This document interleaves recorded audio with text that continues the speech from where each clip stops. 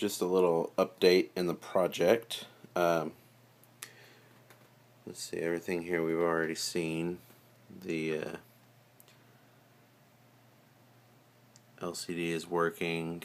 I actually did create a little bit of let's see, okay, kind of a menu driven system here. If you hold down that one, it'll take us back to the menu. This one here will cycle.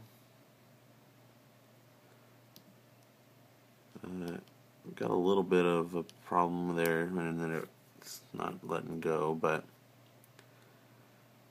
it seems to work pretty good. Had a big problem with noise on the remote sensor. This sensor here is disconnected. It's not reading anything, but ended up having to use some resistors. A 20K resistor between the signal line and the ground, and then another 500 ohm 5% between the signal line and the ground as well, and then 5 volts go out, and then the data actually comes through the ground line there, and so the signal line is connected basically through the ground wire there, but these two resistors are in between, and that's just to cancel the noise out. I was just getting gibberish basically back on the attic line here. It was negative numbers, and then it was really high numbers, really low numbers, and it just didn't make any sense.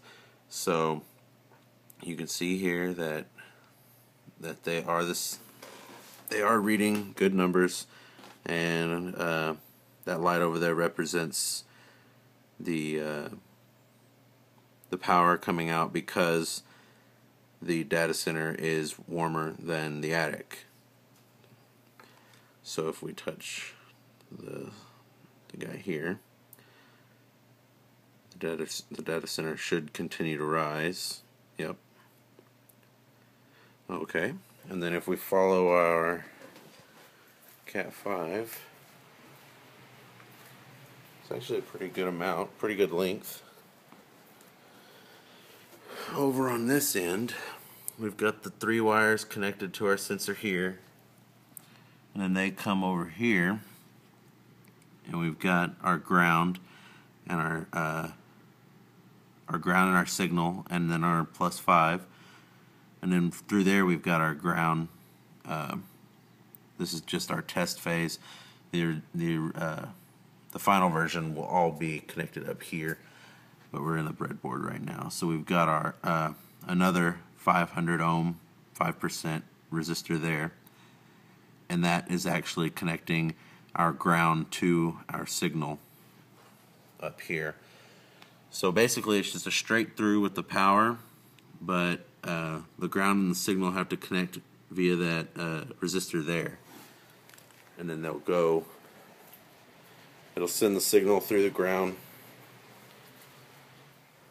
back to our unit here. And just to show you a quick experiment here,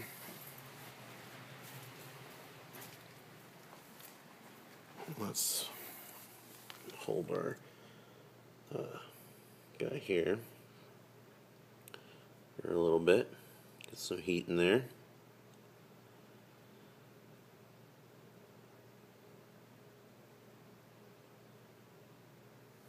Alright. As I said before, it's taking a reading you